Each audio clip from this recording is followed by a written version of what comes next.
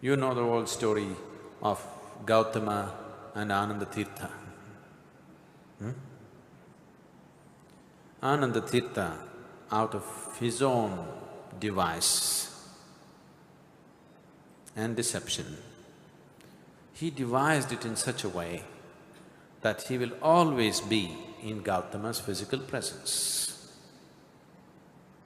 Gautama warned him, this is not good to fix up life like this.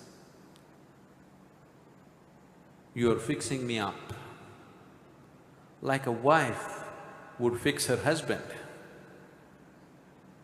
Because Ananda Tirtha, being Gautama's elder brother, before he took his monkhood, he put a condition on Gautama. He said, right now I'm your elder brother. I can command you to do whatever I want. But once I become your disciple, I will have no such power. So let me exercise this right.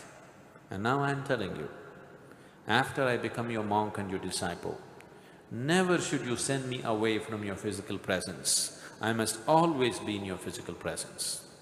Never you should say, go there, do that, do this. Always you must keep me next to you.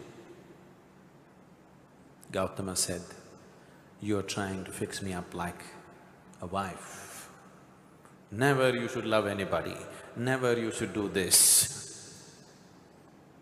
This is not good for you. This is not at all in the interest of your well-being.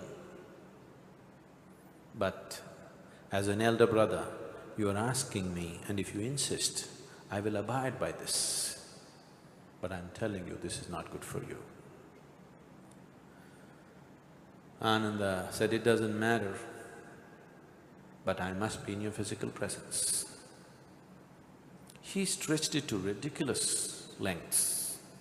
This wanting to be in the physical presence of Gautama, he stretched it to ridiculous lengths. It came to a point where after 8 years' break, Gautama went back to see his wife, who was his wife at least, Yashodhara. Yashodhara is a very proud woman. Gautama, being her husband at that time, and Yashodhara with an infant child, Gautama left the house without telling her in the middle of the night like a thief. He did that because he admitted that he did not have the courage to face her. If he looked her in the eye, his determination to go in search of truth may falter. If he looks at his child, when the child is awake and calls him father, his longing to know may falter. So he left in the night. Now he's going back after 8 years, a fully enlightened being.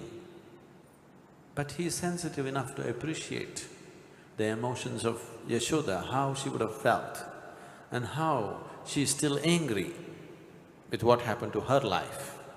What happened to Gautama's life is fantastic. What happened to Yashodhara is not a good thing. He knows that. So he's going there to see what he can offer to her now to compensate for what she has lost in these 8 years. So it is a sensitive situation.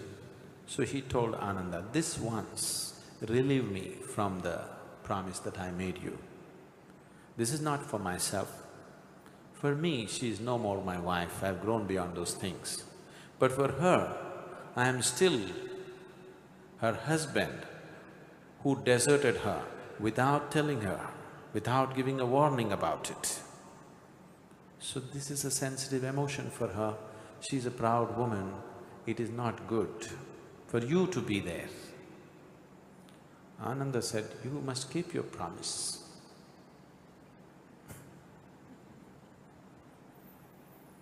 Gautama bowed down and said, okay. And he took him there also into that situation When Yashodhara saw that he's come with an assistant monk to face her, she just flew into a rage.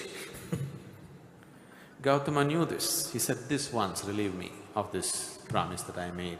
This is nothing spiritual that you are going to miss anything. This is about my wife." But he said no. Then, towards the end of Gautama's life, Gautama's work created many enlightened beings. But Ananda was still the same man.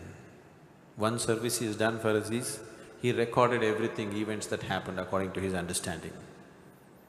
But he recorded everything very diligently. So, people asked, why is he still like this? So many people just came and met you for a moment and they got enlightened.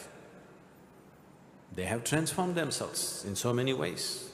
But he's always sitting next to you, and why is he like this?